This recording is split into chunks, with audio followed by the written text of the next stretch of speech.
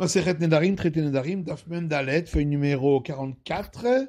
Nous sommes à la feuille 43. 3 lignes avant la fin. Tanya, il y a une braïta qui dit Amafkiret Sadehu, celui qui se dépossède de son champ. Kol Shoshaimim Yachol Achazarbo. Pendant 3 jours, il peut revenir en arrière. Mikan Ve'elach, après cela, En Yachol Achazarbo, il ne peut plus revenir en arrière.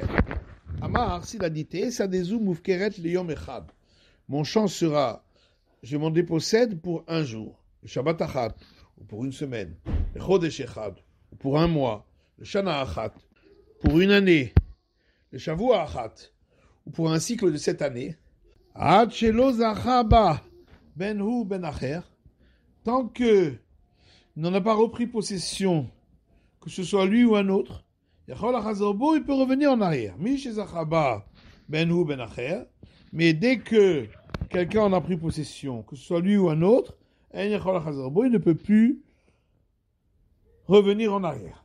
Reisha Rabanan, Sefer Rabbi Yossé. Est-ce qu'on va donc dire que le début de la Braïta, c'est l'avis des sages qui disent que on ne peut pas revenir en arrière après qu'on s'est dépossédé de quelque chose, alors que la fin de la Braïta, c'est l'avis de Rabbi Yossé qui dit qu'on peut se revenir en arrière après qu'on s'est dépossédé de quelque chose. Maroula, c'est Vanami Rabanan. Oula répond que la fin de la Braïta, c'est aussi la vie des sages. Mais alors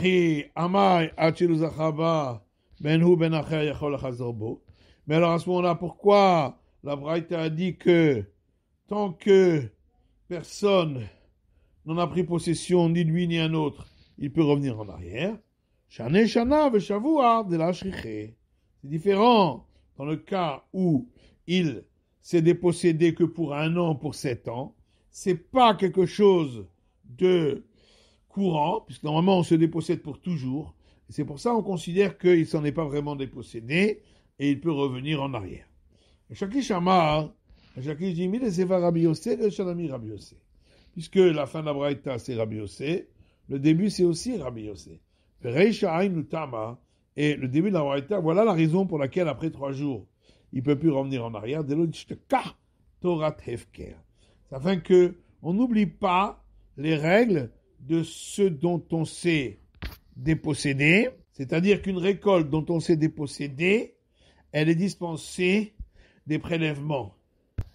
Et les gens risqueraient de penser que puisqu'il peut revenir en arrière, il ne s'est donc pas vraiment dépossédé et qu'on doit opérer les prélèvements. C'est pourquoi on a interdit de revenir en arrière après 3 jours. Et la Gemara demande, Hiachi, si c'est ainsi, à Philomio Marichon, Nami, Lievefker. Dès le premier jour, on devrait dire qu'il s'en est dépossédé entièrement et qu'il ne peut pas revenir en arrière. Amaraba Mipna Ramaïn. Rabba dit, ça c'est à cause de ceux qui rusent.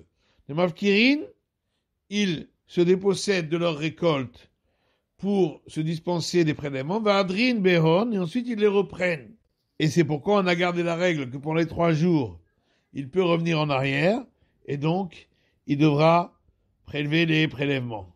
Et la Gemara demande, aval de Oraïta, mais en tout cas d'après la Torah, lo avefker, on considère qu'il peut revenir en arrière, et dans ce cas-là, on considère qu'il ne s'en est pas dépossédé. Et c'est uniquement par institution rabbinique qu'on a dit qu'il ne peut pas revenir en arrière.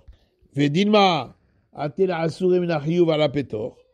Alors à ce moment-là, pourquoi on ne craint pas que celui qui va s'en approprier va penser que la dépossession était valable de par la Torah et que l'obligation des prélèvements n'est que d'ordre rabbinique, et il va utiliser pour d'autres cultures pour lesquelles l'obligation est de par la Torah, et en fin de compte, il va en arriver à prélever la dîme de ce qui est obligatoire de par la Torah pour quelque chose qui n'est pas obligatoire de par la Torah, ou à l'inverse de quelque chose qui n'est pas obligatoire de par la Torah pour quelque chose qui est obligatoire pour la Torah. Et donc ces prélèvements ne seront pas valables. Et l'Agma répond, d'Amrin Alné, on lui dit, Kim Asrit Aser Minehube. Lorsque tu fais les prélèvements, tu dois faire les prélèvements sur cette récolte-là uniquement. Tu ne peux pas utiliser pour une autre, ni faire les prélèvements à partir d'une autre. Métivé, l'Agmara objecte. Une braïta qui dit, Hamafkiret Karmo, celui qui s'est dépossédé de sa vigne, ou le shachar amadou batsro, et le lendemain matin, il s'est levé et il l'a vendangé. Hayav beperet ou be'olelot ou be'shircha ou be'pea. Il est astreint à tous les dons qu'il doit faire aux pauvres, c'est-à-dire les grains qui sont tombés par terre et les vignes qui sont mal formées et les vignes qu'il a oubliées et les vignes qui sont sur le coin du terrain. Ou patou mina maaser. Mais il est dispensé de prélever les dîmes. Alors la Gemara dit, Bishlama le'oula de Rabanan, katanela. D'après Oula, on comprend bien que c'est les sages qui ont enseigné cette braïta, qui pensent que la dépossession est valable dans tous les cas, même s'il le reprend. Vedeoraita katanela, et on parle ici d'après la Torah, puisqu'on a vu que les sages ont quand même institué que dans les 3 jours, la dépossession n'est pas valable, et donc on doit prélever les dîmes de par institution rabbinique. Et là, les Resh Lakish, par contre, d'après Resh Lakish, Amai patou mina maaser, pourquoi il est dispensé des dîmes, puisqu'il a dit que d'après Rabbi Yossé, sa dépossession n'est pas valable. Amarecha, Resh Lakish te répondra, Ki amriana, les Rabbi Yossé. Comme moi j'ai dit cela, c'est d'après Rabbi Yossé, Harabananhi. Mais ici, il s'agit de l'avis des sages, qui eux considèrent que la dépossession est valable. C'est la fin de l'étude du Daf Mem Dalet de la feuille numéro 44.